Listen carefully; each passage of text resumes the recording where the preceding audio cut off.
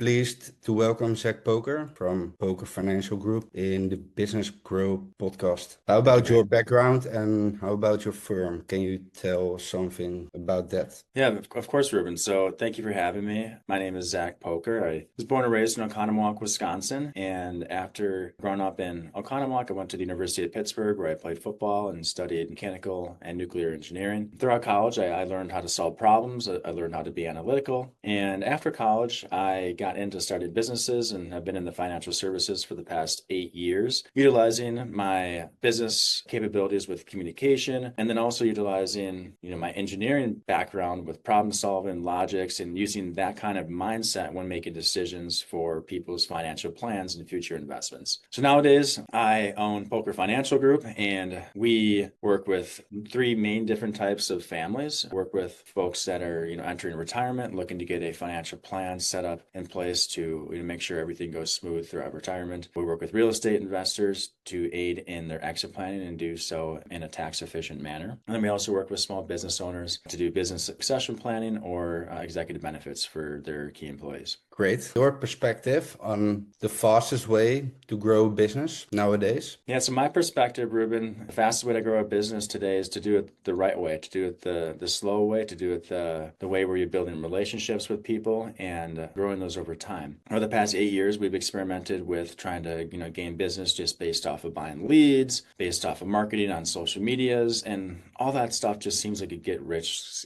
tactic with a shortcut in business. And what we found is doing the right thing, developing long-term relationships and adding value to families' lives is the best way that we found for our business to succeed over time. Yeah, thank you. And your perspective on the AI wave nowadays? That's a good question. So I think that AI is going to be like the engine underneath the hood for a lot of companies, especially financial planning and investing. With getting financial advice, everyone communicates their goals, where they've been in a different way. And to be able to understand what a client is saying and earn their trust with your recommendation, it takes time. There's some people that are going to go out there and they're going to want to trust a computer, for their financial advice. And there's going to be some people that want to talk to a person and be able to, trust what they're doing. At the end of the day, if everyone is doing exactly what AI says to do with financial planning and everyone's doing the exact same thing, we're all the same. There's not going to be a ton of opportunity for growth or differentiation, between what people are doing. So we believe that ironically with AI being so popular nowadays, and unfortunately it doesn't really quite work the way we need it to for higher level tasks, that being a financial planning firm that can be trusted and be transparent and be visible in the community is going to create ways for us just to be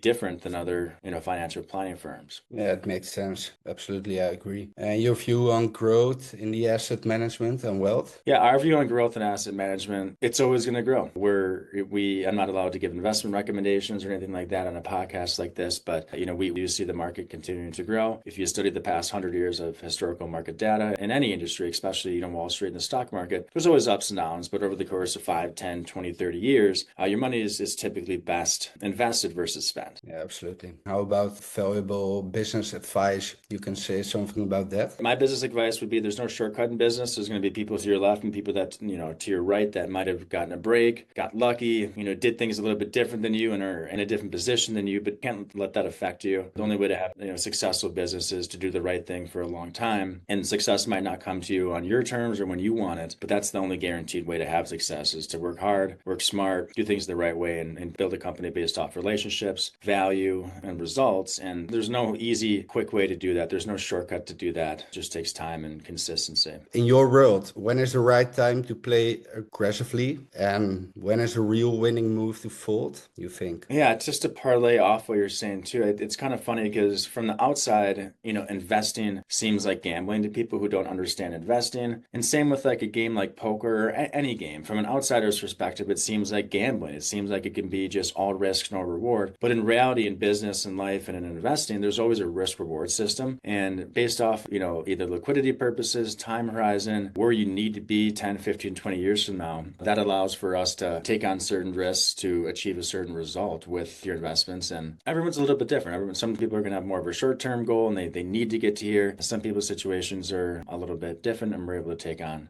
more risk with their accounts. Thank you, Zach Poker, for this valuable input. Thanks.